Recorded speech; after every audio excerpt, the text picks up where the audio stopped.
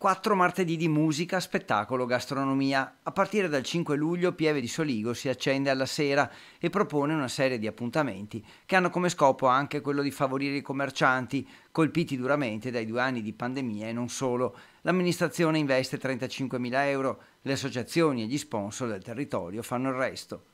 È una cifra importante che costituisce una forma di ristoro anche per le attività commerciali, per chi fa spettacolo, per tutti coloro che hanno vissuto questi 2 anni di sacrifici e di difficoltà.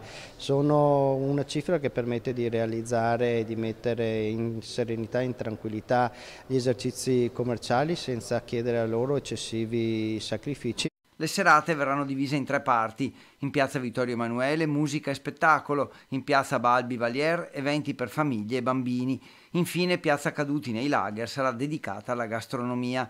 Ovviamente non mancheranno le modifiche alla viabilità, mentre il servizio pubblico non sarà cambiato, con la chiusura delle strade solo dopo l'ultima corsa delle corriere delle 20, e poi premi per la miglior azienda green e con un concorso nazionale per i migliori vini del territorio e la serata finale, dopo 17 mostre organizzate con le Proloco, della primavera del Prosecco.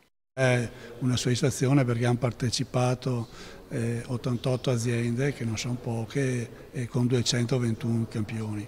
L'occasione poi della premiazione è anche l'occasione poi di degustare a Pieve di Sera tutti i miglior vini premiati, abbinati ai prodotti tipici locali.